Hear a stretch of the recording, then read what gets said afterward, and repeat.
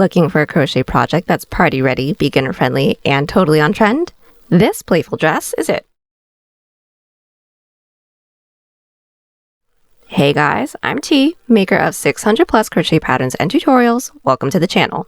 Today's tutorial spotlights a statement off-the-shoulder dress designed to turn heads. Think mid-thigh length with sleek long sleeves, cinched at the waist to sculpt the silhouette, and finished with a flutter skirt that moves with you. Worked mainly in the Sedge stitch, it transforms basic stitches into fabric that feels rich, dimensional, and boutique-worthy. Any category 4 yarn will work. I used a total of 815 grams, that's 1,825 yards if you're stateside, along with a 5.5mm hook for the body and sleeves, and a 6mm hook for that twirly skirt. Pattern link below. Stay to the end for this week's pattern giveaway. We're using 5 stitches for this project. All basic, all beginner-friendly, and pause here if you want to check them out. This tutorial is for size small. You can adjust it for your size. We explain how to in the video, so without further ado, here's how to crochet your own off-the-shoulder dress. This is where the dress takes its shape. We're about to make 2 clean rectangles to form the body. Think of them as the architectural base. Simple lines that set up that off-the-shoulder silhouette. We're all going to grab our category 4 yarn and make a slip knot. Then grab our 5.5mm hook. Start by making a chain in multiples of 3, measuring from the very top of your shoulder down to the top of your waist. This chain sets the height of your panel and frames the silhouette. I needed about 13 inches or 33 centimeters, so I'm working with a chain 48. The turning chain is going to be 2. Then insert your hook into that 3rd chain with a half double and a double crochet. Start with the yarn over. Into that 3rd chain, insert, pull through, yarn over, pull through 3. Into that same 1st chain with a double crochet. Pull through 2, pull through 2. That's for the first. Then until we have 2 chains left, we're going to skip 2 chains, then into the next with 1 single crochet, 1 half double, and also 1 double. Then just repeat that trio. So skip 2, into the next with a single, a half double, and a double, all into 1 stitch, and keep working across the chain until we have 2 chains left. Then just to close off the row, single crochet into that last for the same number of stitches as chains that we made, and we should start to see clusters forming. This is a 1 row repeat. So for the next row, chain 2, flip, and the first one is always going to be a half double double into that 1st stitch. So into the top of that single crochet we just did.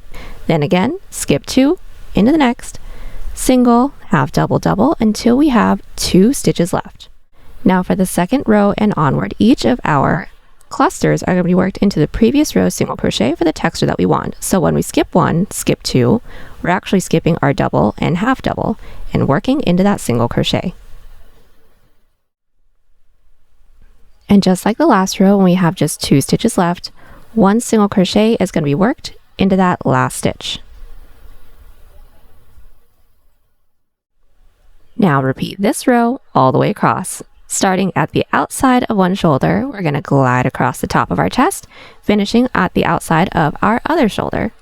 When you cut your first panel, leave just about a 3-inch tail because we're going to have to use that for later. My first panel is just a total of 44 rows. This width, just about 15.5 inches or 39 centimeters. Then make a second matching panel. These 2 panels set the foundation for that comfy yet body-hugging fit. Now, since these panels are already worked around our body, think of this as tailoring with our yarn, and the silhouette is mapped out to you. We have also just unlocked members, so join our members club today, unlock fun perks, behind-the-scenes extras, and exclusive coupon codes if that's your thing. Now that both panels are complete, we're going to use the tail end to tie it to the other panel's corner. So making sure that the working yarn for the second one is along the top, the tail end is along the top, and we're going to tie the 2 corners together. Now any technique is welcome, but I'm just going to place my hook in through both corners, pull that tail end through, chain 1, and pull the tail end through that chain just for a little extra security, then do a couple more passes of that too. Now for the other side. For our working yarn, we're going to insert our hook into the corner stitch of the other panel, pull through, and now our two corners should be connected. And now is the perfect time to clean up the top edge. So we're going to work a single crochet row, chain 1, and working into the side rows, we're alternating between 1 to 2 single crochets in through every side row. This is my first side row. I'm going to find that top loop, insert with 1 single. This is my next side row, find that top loop, and insert with 2.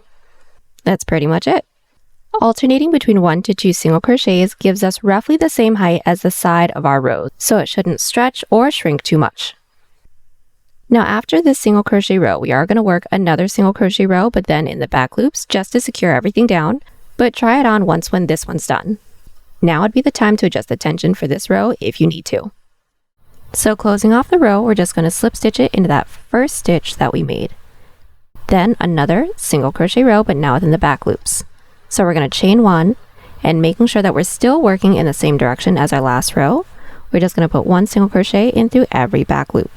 So this is the top of our stitch. The back loop is the one that's furthest away from us. We're going to find that back loop and just single crochet. That's going to give us a really nice ribbed effect. Then keep working back loop singles to reach the end of the row. Now the ribbing that we see here for this top band that we have, this is the outside of our piece. Now to complete the top portion, we're going to seam the sides with a simple single crochet seam.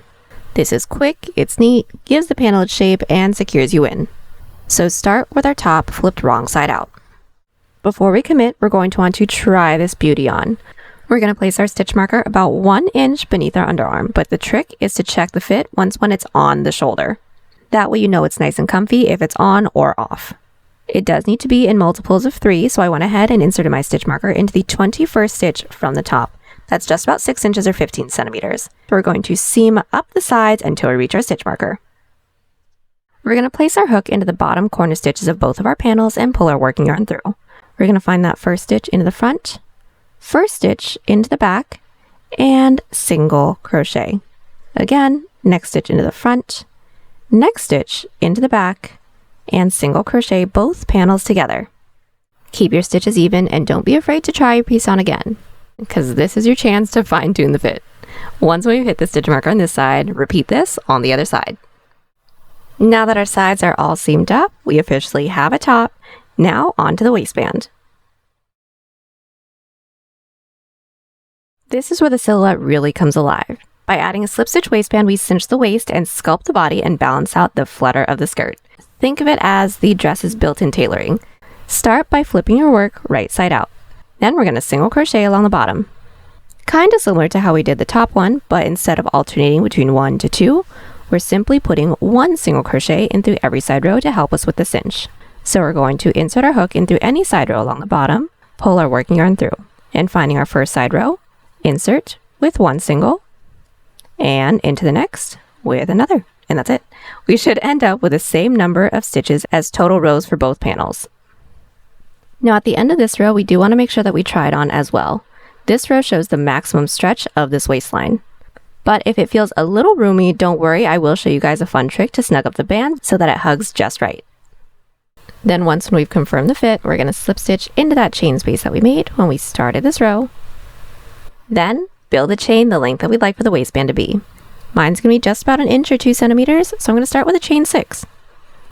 Okay, yeah, 6. Now we're going to slip stitch back down.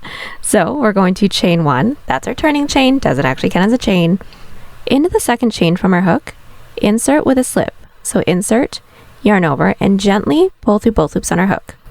Make sure you're keeping your tension even for these slip stitches, because if you tug a little too tightly after each stitch, it could make the next row a little too hard to work into.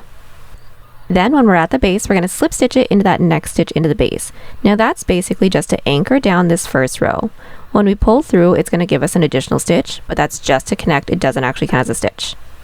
Then we do need to work our way up to the next row too, so slip stitch up that next stitch. Still doesn't count as a stitch, that's basically acts as our turning chain. Flip our work, and now back loop slip stitches for that stretchy ribbed look. Into that last stitch from our previous row, slip stitch in through that back loop. We want to make sure that we didn't insert our hook into any of those slip stitches into the base. Into that next stitch's back loop with another slip stitch. And that is it for this section. At the end of this row, chain 1, flip, One back loop slip back up our stitches, then connect it into the waistband the same way that we just did. So just find that next stitch into the base, insert with a slip stitch up that next stitch into the base, flip our work, repeat. Remember those 2 slip stitches into the base don't actually count as a stitch. Now the slip stitches look small, but they do pretty much all of the heavy lifting around here. It's basically a crochet version of a cinched belt. Just keep working into every single stitch that we have. When we do, we're going to do an outside loop slip stitch seam so that it looks like another slip stitch row to complete the band. And how we do that is by making sure our work is still flipped right side out. We're going to place our hook into the corner stitches, find the first stitch into the front panel, insert only into that front loop, then into the next stitch into the back, insert only into that back, then pull through everything on our hook. And if you keep doing that until we run out of stitches, we will eventually have our outside loop slip stitch seam, which looks like another slip stitch row, ribbed and stretchy. And now it's time to build the length of the dress. This is the part that gives it its playful, fluttery movement. Work still flipped right side out, right side up. We're going to do a single crochet row along the bottom of our waistband, and that's going to be 1 single crochet in through every side row. So still ending up with the same number of stitches as rows that we made for the waistband. Now single crocheting into the edge of our waistband, we're going to have a divot row. This is a divot row right here. You can see it's just a little recessed underneath. Find that top loop, not going to be a real loop, you're just going to have to find a secure one and commit and single crochet. Our next side row is this raised row. Find a top loop into there as well and insert with 1. Since we've just worked our way around, we want to make sure that we slip stitched into that chain space to complete the single crochet row. And for the length of the dress, we are switching out to a 6mm hook so we can get a little floopier vibe. Then we're going to chain in multiples of 3 until we reach mid-thigh. This chain determines how long the length of the skirt's going to be, so measure as you go. I'm going to make a chain 60, that's just about 17.5 inches or 66 centimeters. Now we're going to work our sedge stitch all the way back up. Now we already know how to do those. Then once we reach the base, for this first row, we're going to connect it into the base the same way that we did the slip stitch row. So just slip stitch into that next stitch into the base. That's to anchor down this first row. Working our way up to the next row, we're going to slip stitch up that next stitch, that's our turning chain, and make our way back down with our sedge stitch again. Now for the third row, right after we worked our way back up with our same sedge stitches, we're going to stack our rows into the same stitch to get the fullness and that ruffly look that we're aiming for. So into that same stitch that our previous rows worked out of, so into that occupied stitch. We are going to connect this row now just to anchor it down. And now this odd number row is connected. That doubles the fabric and gives the skirt its fluttery full drape. Then to work our way up to the next row, we are going to slip stitch up that next stitch as well and flip our work. Now the rest of this is per usual. We are going to repeat this all the way around the waistband, and as you go, pause and let the fabric fall. You'll see the skirt start to ripple and move. And by the way, pardon the forbidden ramen if you see any throughout the tutorial. What you're seeing is actually yarn that we're using from last year's New Year dress, and we're using it to stitch this year's New Year's dress.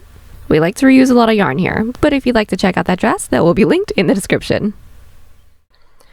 When we have run out of all of our stitches to work into, then we're going to single crochet seam the 2 ends of the dress together using the same single crochet seam that we did for the underarm. And this is the moment where our pile of rectangles officially becomes a dress. Next up, another rectangle, the sleeves. Now these rectangles are the details that make the dress sleek and modern. Now I want to try the dress on first, making sure that the strap is sitting on the shoulder. We're going to make a chain in multiples of 3 all the way down to your wrist. So let's start by switching out to our 5.5mm hook again, and insert our hook into the stitch that we have that's nearest to the side seam within the armhole. I'm starting with a chain 60, that's just about 16 inches or 40 centimeters. Then just like for the skirt, we're going to sedge stitch back down, and then we're going to connect it into the base a little bit differently than the skirt because we don't really need the sleeves to ruffle. We want the sleeves to sit straight, so all we're going to do is slip stitch into that second stitch into the base. We're going to count up the next 2 stitches into the base and slip stitch into there. We're slip stitching into the second to get the same height as the row. Then we need to work our way up to the following row, which is basically our turning chain, so slip stitch up that next stitch as well. Flip our work, remembering that none of those slip stitches into the base count as a stitch, and sedge all the way back down. That is this 2-row repeat worked all the way around our armhole. the result is a long tube style sleeve. Then we're going to seam it with the same single crochet seam that we did for the dress and the sides, but we're going to leave the bottom half open for that flowy dramatic finish. Now with the shoulder off, we're going to place our stitch marker into the stitch that's nearest to our elbow. We want to make sure that we can bend and groove with our elbow when the shoulder is off. Now I place my stitch marker into my 24th stitch from the base. Now that measurement from the base is just about 8 inches or 20 centimeters. Single crochet from the base to the stitch marker. Then when this sleeve is completed, we're going to repeat on the other side. Then the final touch, you can add a drawstring on the inside of your waistband for a little extra cinch if you want. To do this, keep your work flipped wrong side out. We're going to make a chain long enough to wrap comfortably around our waist. Mine's about the same length as my waistband, plus a few extra inches for the tie. We're going to weave it in through the inside of the waistband, slipping in and out of every few stitches. When we've made our way all the way around, we can pull it snug, and the drawstring adds that adjustable fit. Perfect if you want a little more definition, but totally optional. Then the last thing we're going to do is just simply weave in all of our ends. There you have it, your very own off-the-shoulder dress. I'm so excited and so happy to share this with y'all. I can't wait to see your versions. If you make your own, don't forget to post it in our community tab.